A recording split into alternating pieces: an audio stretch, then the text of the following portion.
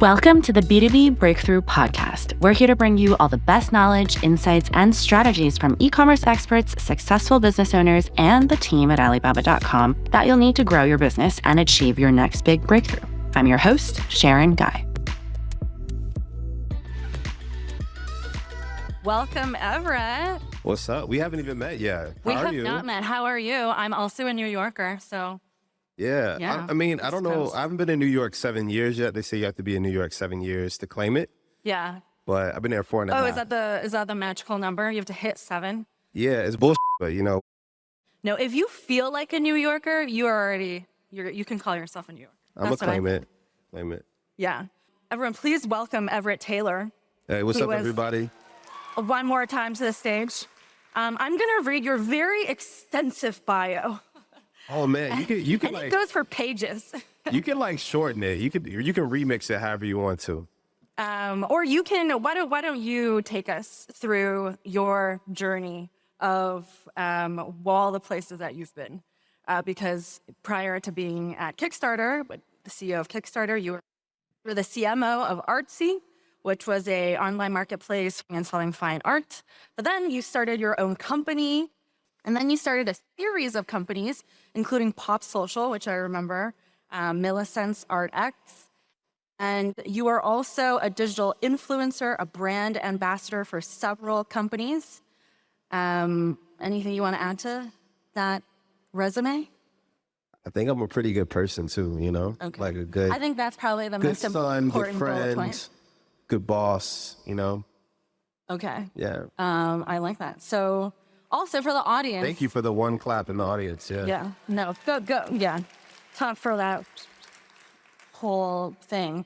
So this is also a live podcast recording. So thank you all for taking part in this live podcast recording too.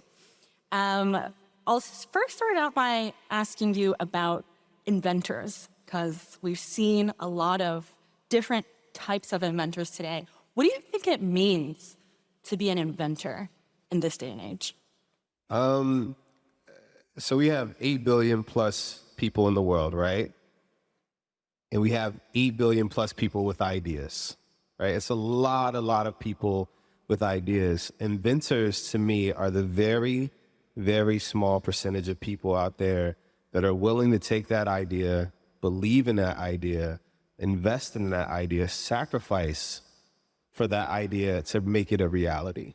The people that are sitting in this room that are inventors, the people that are in here that are creators and entrepreneurs, know that you are part of a small fraternity of people that are willing to actually go out there and make it happen and do it. Because everyone has ideas, but to me, inventors are the people that are brave enough and have the fortitude to actually make those ideas into reality. And you're an inventor yourself. I guess you could say that a little bit, yeah. Can you share with us what have you invented in the past, and how has that shaped into your current role of being CEO of a marketplace that represents inventors? Yeah, the first thing that I did, I'm a terrible developer. I went to this school called Virginia Tech. It's actually a great engineering school, but I didn't graduate. I dropped out, and my first company was this company called Easy Events, and it started from me I just liked to party at that time and point in my life. I was like 18, 19 years old, and I was trying to solve two things. Number one, when I was throwing parties, a lot of people would haggle us at the door, being like, "Hey, I don't have cash," or "I don't have this," or "I don't have enough money," and so we created a way to streamline that, to be able to sell tickets to events digitally. This was a time when Eventbrite wasn't a big. I didn't even know Eventbrite existed. So you were the OG Ticketmaster. I'm not going to say all that, because I definitely didn't turn into a $1 billion company, but it was a great way to be able to sell tickets online. And then also we created a way for you to buy pictures from events. So we would have, a photographer at our events. And if you wanted to buy tickets from the event, you could buy it in our online store. And so that was the first thing that I created on my own. And then I founded several other companies after that, for sure too. Were you always in the app space? Or did you ever err on the side of physical products? Yeah, I've never invented a physical product. Like honestly, going through and seeing all the entrepreneurs and inventors here and seeing like the physical products and like being at Kickstarter, to be honest, the people that do the best on Kickstarter, I mean, we definitely have people who've created apps and films and music and all these things, but the things that like do the best on Kickstarter are actual physical products, from like design and technology and hardware to books to games to anything that you can think of from like a physical product. They tend to do the best. I mean, Peloton started on Kickstarter, Oculus, which is named MetaQuest, Aura Ring, Brooklyn and Sheets, Allbirds shoes, all these things. Wow, physical I products did not know started that. on Kickstarter. Yeah. Because it's a really great platform to test out an idea. Yeah. Yeah. Why do you think a lot of people actually don't launch on Kickstarter? They don't launch on Kickstarter? Yeah. Why don't they launch on Some Kickstarter? people make because bad it would decisions, seem obvious. you know? Yeah. It seems obvious, right? It seems obvious that Kickstarter is already a huge group of, how many users are there? We have over monthly I think we're over 30 or 40 million users, monthly active users. Yeah, so that's 30 million people waiting to see the latest and greatest product that is out there. So it kind of sounds obvious that if you're selling a physical product, you would show it to potentially 30 million customers. So why do you think the Allbirds and the Pelotons, they launched on there, but there's a vast majority of people that don't do that? I think there's a brand perception around Kickstarter sometimes that's wrong. Like some people think that Kickstarter is like, oh, I'm like begging for money or like looking like I need money, when that's not the case. We have multi-million dollar, multi-billion dollar companies anchor out of China. Like they're launching new products all the time. There's so many, L'Oreal just launched a new product. Hallmark just launched a new product. There's companies that are, multinational billion-dollar companies that are launching products. There's, multi-million dollar creators with millions of followers and audiences that are launching every single day. But I think there's still a perception from some people that are like, I don't want to look some type of way by launching on Kickstarter. But we're not, no offense to GoFundMe, which is an incredible platform too, but Kickstarter is not charity. Kickstarter is for creative projects and creative ideas.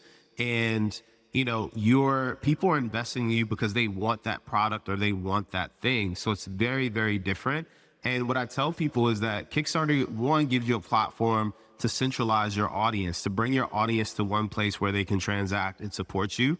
Number two, it's a platform where millions of people are active on the platform every day that are looking for new things in the niches that they are most interested in, right? And so to me, it's really a no-brainer if you're entrepreneurial minded and you're able to, be humble enough to go out there and with your idea. But I think it's not for everybody. But, we've proven that it's been a really great platform for a lot of people. Some of us also are considering raising money, so going to angel investors. How do you think that couples with launching on Kickstarter? Yeah. How many of you guys have tried to go to angel investors or investors for your company? By show of hands. And you guys know how hard that is, right? Have you, by show of hands, you go to an investor and they're like, oh, well, what kind of revenue have you done already? How many products have you sold already? How, all these things. Now it's getting so much harder to receive angel investments and venture capital investment. A lot of these investors now want to see product market fit. They want to see if you could actually sell a product or get a product out to market. And so Kickstarter provides you an opportunity to prove yourself, right? It gives you an opportunity to show that, hey, I've built an audience around this product. I've been able to actually build a prototype. I've been able to show that there's traction and interest before I take any dilutive capital. Yeah. What's popular on Kickstarter to launch? I mean, literally everything. I mean, I would say, again, the most popular things are always going to be physical products. Like our two top categories are what we call design and technology. So that could be pretty much everything you saw today getting pitched is design and technology. These are physical products that are being brought into the market. Some of them are like very high tech things, and some of them might be, like a simple product or a coffee maker or whatever it is, or a 3D printer. So that's huge on our platform. Also, and design and technology includes fashion and jewelry and just anything you can imagine. Number two biggest is games, right? From video games to board games to card games. Like, gaming is such a huge industry, it's a multi-billion dollar industry now. And so that does well as well too, but like film and music and food and you name it, it does well on the platform. But I think those two categories take the cake for sure. And then I guess after somebody has successfully launched that campaign and raised that money, I guess first of all, let's break that down a bit. Like, if I launch something on Kickstarter, how can I ensure I reach my fundraising goal? And also, what should my fundraising goal even be? Oh, that's a great question. So one of the things that I tell people is like setting your goal is so important, like setting the right goal. Kickstarter is all or nothing. If you don't know what that means, is that say you have a goal of $100,000 and you raise $99,999. 99 cents. And 99 cents, you will not get your money if you do not hit your goal. Now, does that ever happen? Like, if people are super close to their goal, like I don't see that happen. Like, if they're people who are super close to the goal, they just make it happen. We never have someone that's like, $100 or $1,000 away from their goal, not hit their goal, right? So people make it happen, but that means that, hey, if you're raising 25,000 and you raise 10,000 and you don't get to 25,000, then you're not going to get that money. And so I tell people all the time, think about the cost of your product. We have a product right now on the platform, and it's sunscreen, and it's only $16, right, for this, or $10 for the sunscreen. And so that person's goal is like 4,000, but that's a lot of sunscreen at $10 a pop, right, to get your first customers for it. Now, if she set her goal for 40,000 or 50,000, think about how many sunscreens she would have to sell or move to meet her goal, right? And so I think Kickstarter is really about understanding the size of your organic audience. Like, how many people do you think you could actually drive to the platform, right? Kickstarter is going to obviously add a lot of 30, 40, 50% support to it, but you got to be able to drive people to the platform as well. So realistically, what can you drive to the platform? Number two, is the product that you have or the rewards that you have for your product, does it make sense for your goal? If you're selling a $10 product and you have a $50,000 goal, can you actually, sell that many products to get to that to get to that goal? So is there a formula of some sort? Like, if it's a under $20 product, then I multiply, I don't know, potential number of traffic and then times that by the conversion rate and then set that goal like in that. And if it's something more expensive, to use another formula, or? Yeah, I mean, I think it's the formula is really like how many people from you think you can actually push to it. So if you think, say it's you think you could push 100 people, I tell people cut that in half, right? So like, if you think you can get 100 people from your own audience to support, cut that in half, because it's not gonna be what you think it is. And factor in organically how many people you think you can get on Kickstarter. And that should be your minimum viable goal, is what I like to call it. Anything else above that is extra. So we have creators all the time. We had someone just have a $250,000 goal and they did $15 million, right? So we have people all the time that will have goals and then they have stretch goals after it. So, we hit 250,000. Our next stretch goal is $500,000. Our next goal is $1 million. 2 million, 5 million, but they got the guaranteed money initially. And then, so now say I've hit my goal and now I've gotten my money. Where do you advise these founders to be spending this money? How should they be spending this money?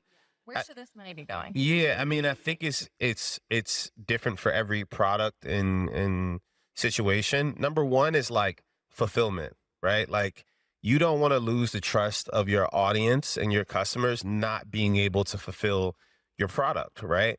Over 90% of Kickstarter products do fulfill, but there's less than 10% that don't actually deliver or fully deliver to their full audience, right? And that is going to just break the trust if you're going to try to build and scale a company. So I tell people, number one is like, use that money to actually fulfill what you said that you were going to do. The next step is obviously business development, marketing, all the other things that you need for your business. But number one, you just have to make sure that you fulfill and ship the product that you said that you would.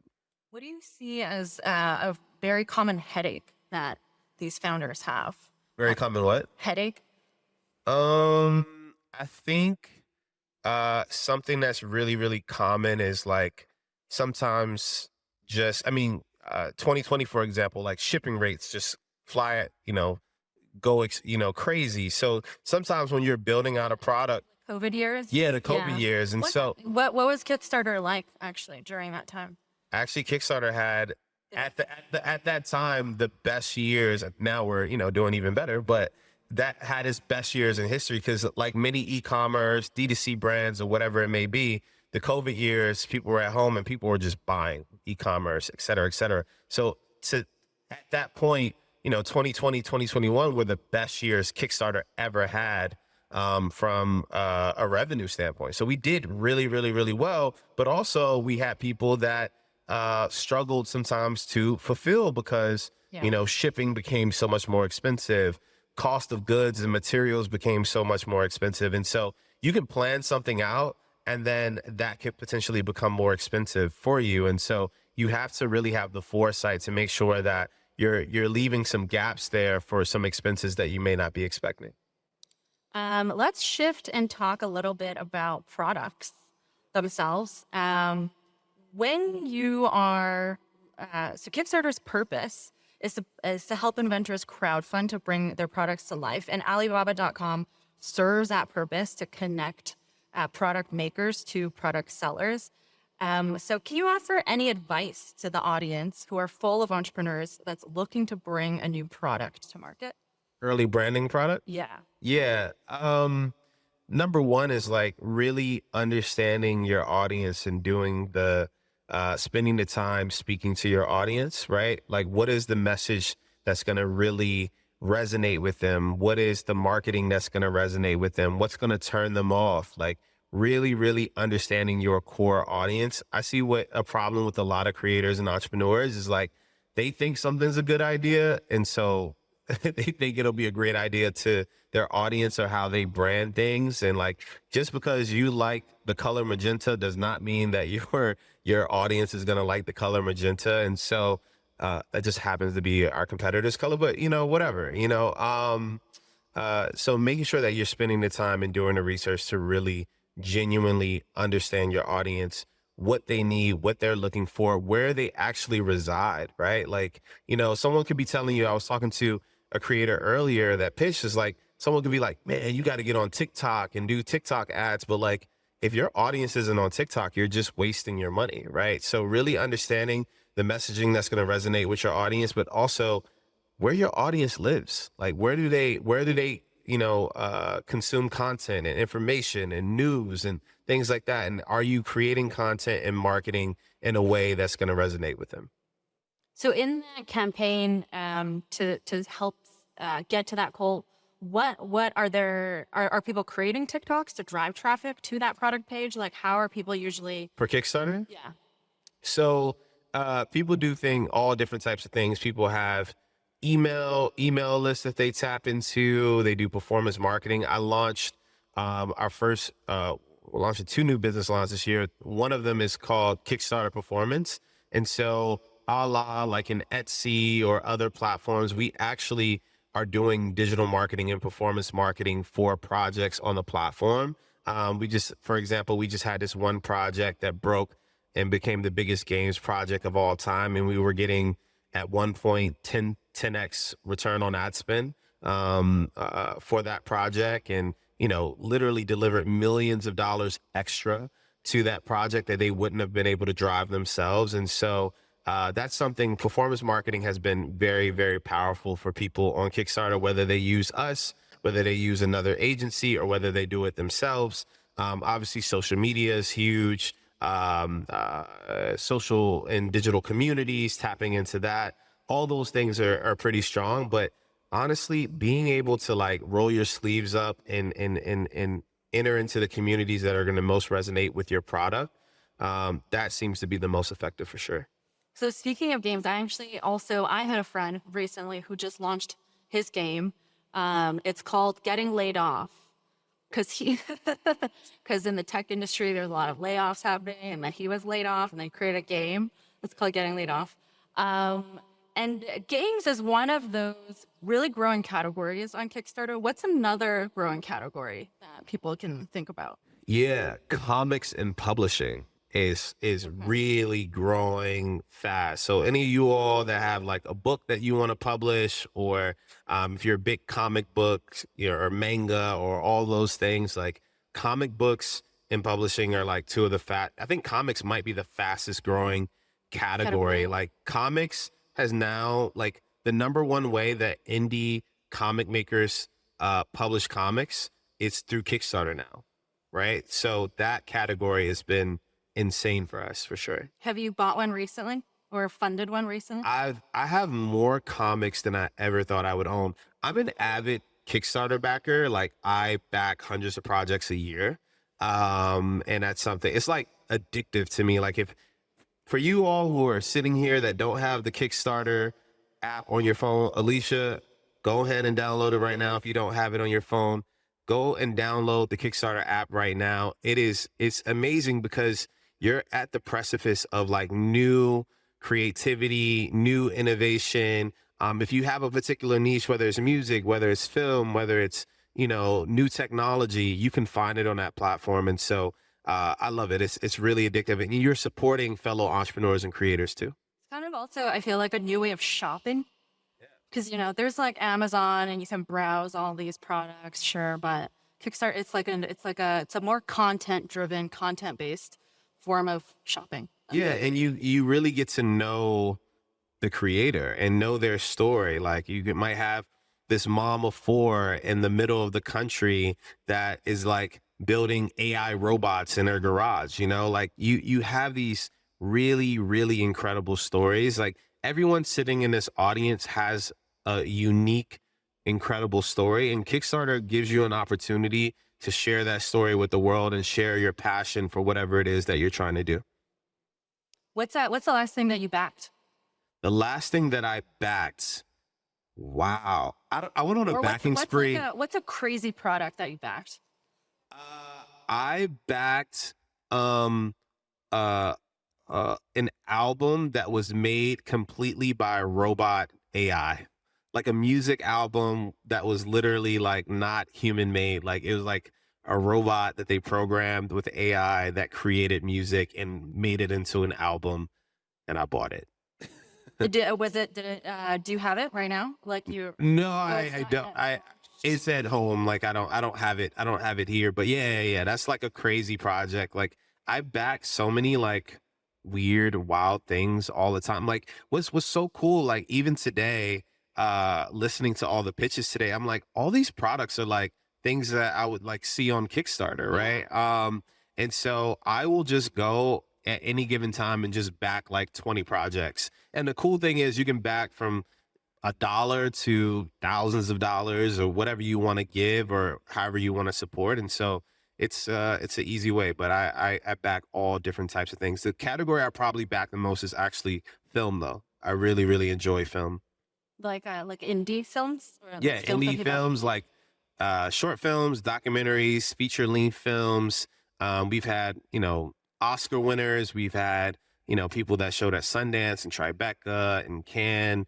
It's been really, really incredible. All the films that have come off the platform. I think we've had like over 90,000 films over the past 15 years launch on Kickstarter. Sometimes for early founders, it's really hard to keep up the momentum. Like I think a lot of us are great idea creators and we have that idea, but sometimes, it's hard to keep that idea going and see all the money come in and the back.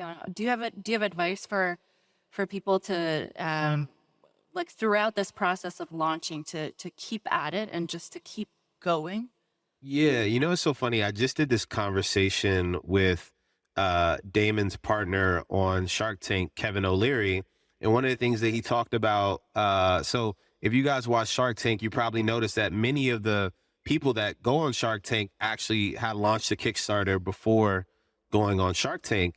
And he said that, you know, one of the things he looks out for is like, oh, this person, yeah, you raised $1 million on Kickstarter, but what were your sales in year two? What were your sales in year three? What type of momentum were you able to maintain after that? And that's why it's so important to really think about your utilization of your money and making sure that you have a customer acquisition strategy and plan in place. Like, okay, I launched this Kickstarter. I made this money, but now how do I attract my next 1,000, 10,000, 50,000 customers? And I think so many people put so much energy into thinking for how to launch. They're not thinking long term about their strategy and how they're going to utilize the money from their Kickstarter, like we said, to actually be able to put that into true customer acquisition and retention as well, and increasing lifetime value. A lot of these campaigns that's launched out of Kickstarter, do you sort of send it to Kevin O'Leary or Damon and just kind of usher them that way? No, Or it's just is there organic. like a Kickstarter is grade one and you graduate and then grade two is the next thing, which is You their know, it's show? been an Or organic thing. I was talking to Kevin and we're like, we need to like put like an official partnership together because so many Kickstarter projects are on Shark Tank. But it's just been an organic process, right? Like this is Kickstarter attracts people who are entrepreneurial minded that want to bring their ideas into the world. People go on Shark Tank because they want to further validate their idea and get the support to scale these ideas. And so I think Kickstarter is a great launch pad. And then, you know, a place like Shark Tank can pour the gasoline onto the fire to continue to scale that product. these two mega brands aside, Kickstarter and Shark Tank, because sometimes, you know, Shark Tank is very hard to get on too, especially if you're a new product, and then Kickstarter with you know all of the campaigns. I mean, are there other platforms or hubs that entrepreneurs can consider going on? No, Kickstarter is the only one. Don't even think about anything else. What are you guys doing? No, I'm kidding. Trying to I mean, there's some really cool accelerators out there for entrepreneurs, but be for careful. products, for physical products. For people that are building products and things like that, but be very careful because some of these accelerators are they prey on entrepreneurs and they take, I think, too much equity for the money that they're giving and the resources that they're giving. So just be very careful with that. But there's a lot of grants out there for entrepreneurs and things like that. And so I know so many entrepreneurs that are like literally living off of just grants that they're winning. I've given out grants with different organizations. But I think one of the best things you can do is finding your tribe. Like the people that are here at CoCreate, this is your tribe. Like you are all from different places in the world, but coming together and bonding together and networking and leaning on one another and sharing information is super powerful so that when you want to launch on Kickstarter, you have that support. Okay, so I'm going to put you on the spot as we close things up. Okay. If you would crowdfund any product idea, no matter how crazy or impractical it would be, what would it be and why? So there's this poet named Nikki Giovani. I don't know if anybody's familiar with Nikki Giovani. And she taught at my alma mater. I didn't graduate Virginia Tech, but she's like an incredible woman. And her dream was to always go to space. And she has an incredible documentary that launched at Sundance last year. I think it's like Nikki Giovanni Goes to Mars or something like that. I can't remember exactly what it's called, but I would love to do a Kickstarter to send Nikki Giovanni to space. Wow. And to have the first. And what would you put as your fundraising goal? Oh, it's $120 million to send someone to space. Is that much still? Is it? Yeah, I've heard it's like 120 million, but I could be wrong. But I heard that at like Bezos with the Blue Origins thing, because he's also trying to commoditize sending people to space and trying to make that into like a luxury experience that more people can. Yeah, that it's like. But whatever it is, hopefully it's less than 120 million. But we've never had a poet be in space and describe the experience of what it's like to be in space. And Nikki Giovani is such an incredible poet, person. And I really, what gets me out of bed every day is the ability to help people live out their dreams. I think that's what makes Kickstarter so special. That's what makes Alibaba so special. It gives people a platform to live out their dreams. So if I could do anything for a Kickstarter, it would be to help someone like Nikki Giovani live out her dream. And then after you do that, can you put me to space too? Well, that is all we have today. Thank you so much for being with us and sharing all of these. We're New York homies now. Yes. Yeah. We're gonna meet up in New York before we meet up in space, hopefully. And thank you guys for being part of this episode, which is the first live taping of our podcast. And thanks so much for coming together. Thank you, everybody. Thank you so much.